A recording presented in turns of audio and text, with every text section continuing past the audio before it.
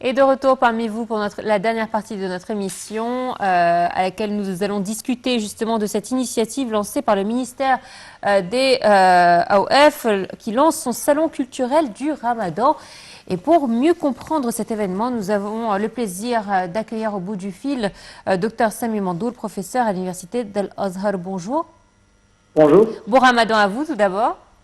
Bon Ramadan à vous et à tous les téléspectateurs musulmans dans le monde tout entier. Merci beaucoup. Alors, c'est vrai que on a été ravis d'apprendre que le ministère des OF lance son salon culturel du Ramadan. Est-ce que juste vous pouvez nous expliquer en quoi consiste-t-il? Qu'est-ce que c'est? Est-ce que ça va se faire sur le mois entier? Est-ce que c'est juste une fois par semaine? Dites-nous en plus concernant cet événement. بسم الله الرحمن الرحيم الحمد لله والصلاة والسلام على سيدنا رسول الله وعلى آله وصحبه ومن والاه ثم أما بعد. Vous parlez bien sûr des salons culturels organisés par le ministère de Waqf. Ces salons, c'est déjà organisé il y a longtemps, même à l'époque, aux années 80, aux années 90, même, il y avait toujours les salons culturels organisés par le ministère de Waqf. Mais malheureusement, il y avait 2 ans, 3 ans, et à cause du coronavirus, il y avait un certain arrêt de ces salons parce que, vu les mesures nécessaires, les mesures préventives, les mesures sanitaires concernant coronavirus, donc on s'est un peu arrêté pour un certain temps à cause de ces circonstances sanitaires. Et maintenant, la vie commence à prendre le normal.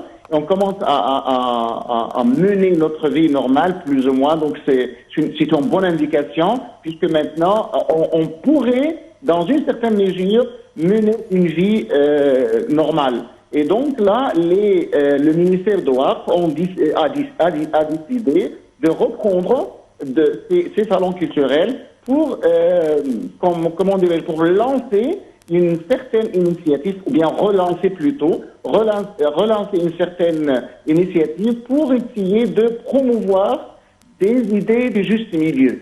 Et dans ce contexte-là, le ministère de Waqf ne travaille pas seul, puisque le ministère de Waqf est une institution étatique, mais en même temps une institution religieuse qui travaille en Égypte, qui dépend de l'État. En même temps, il y a d'autres institutions entre guillemets religieuses, étatiques aussi. Je parle d'Al-Azhar. Et donc, les 2 institutions travaillent dans une certaine harmonie pour promouvoir les idées de juste milieu, les idées de la modération, les idées de la tolérance, c'est-à-dire essayer de lutter contre l'extrémisme, lutter contre l'exagération, lutter contre, entre guillemets,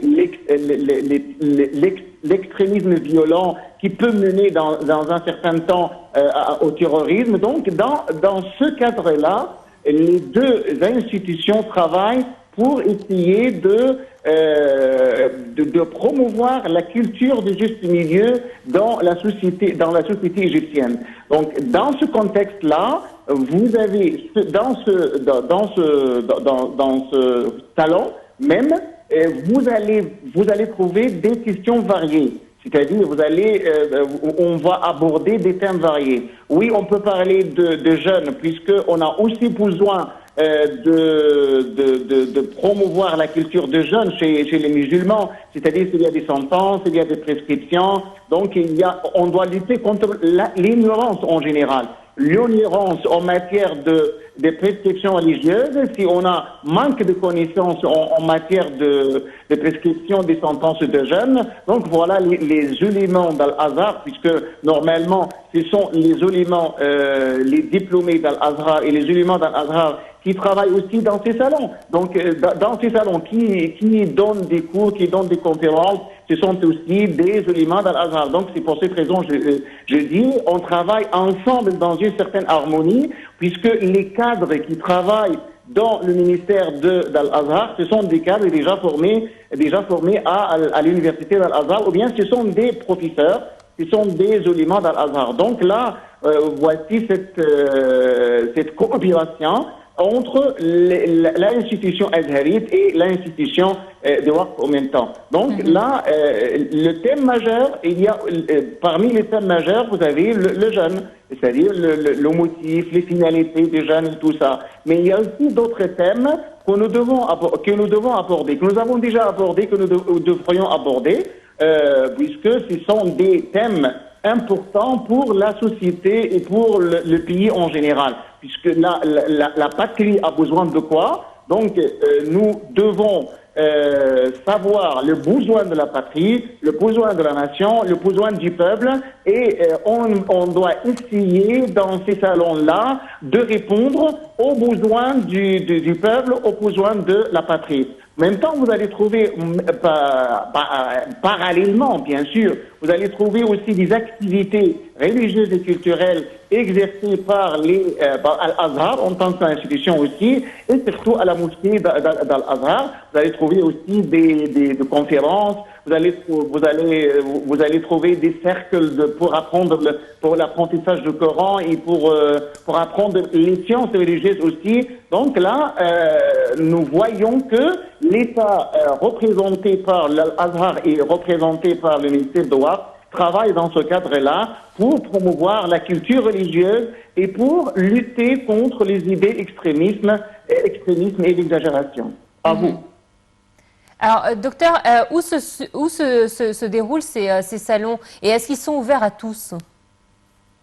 Et normalement, ces salons se déroulent en général, comme j'ai lu dans les médias, juste à côté de la mosquée de Sayyida Zainab. Déjà, il y avait à l'époque, autrefois, c'était à côté de la mosquée Sayyid al-Hussein. Et maintenant, c'était à côté de la mosquée de Sayyida Zainab. Et ça passe comme je le connais.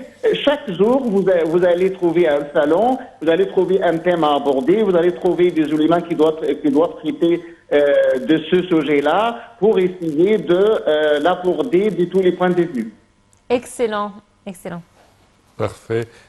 Également, si on parle concernant ces sessions culturelles, quels sont, à part l'extrémisme, le terrorisme, quels sont les grands thèmes des colloques et des sessions? Normalement, quand on est dans ces salons-là, on doit essayer d'aborder les thèmes à intérêt général. C'est-à-dire, il y a bien sûr, puisqu'on est dans le mois de jeûne, donc vous allez trouver des sessions complètes sur tout ce qui concerne le mois de jeûne, de point de vue sentence, de point de vue prescription, de point de vue même histoire. Parce que vous allez trouver normalement, quand on est dans le mois de jeûne, vous allez trouver des grands événements historiques qui ont déjà eu lieu dans ce mois-là. Vous allez parler de la bataille de Badr, vous allez parler de la Fath Makkah, vous allez aussi parler de la victoire de 6 octobre qu'a remporté l'Égypte contre les Israéliens. Vous allez trouver aussi l'histoire. L'histoire est présente. Le jeûne est présent, aussi les autres thèmes qui concernent la culture religieuse modérée, la culture religieuse du juste milieu, sont aussi présents dans ces salons-là. Tous les thèmes majeurs qui intéressent la population, qui intéressent le peuple et qui intéressent les musulmans, vous allez le trouver dans ces sessions culturelles et dans ces salons culturels. Si vous rendez visite à ces salons, moi j'ai fait déjà l'expérience, j'ai assisté à plusieurs sessions culturelles autrefois, j'ai trouvé une certaine variété des thèmes qui intéressent toute la population, sur tous les plans et à tous les niveaux. Donc vous allez trouver une certaine variété. Merci, docteur Sami Mandoul, pour votre intervention. Je rappelle que vous êtes professeur à l'Université d'Al-Azhar. Merci à vous donc d'avoir participé à notre programme de Bonjour Égypte. Voilà, c'est ainsi donc que prend fin cette édition, mais nos programmes se poursuivent jusqu'à 13h. Merci à vous, merci Samer. Merci Noah, merci chers téléspectateurs et bonne suite de programme.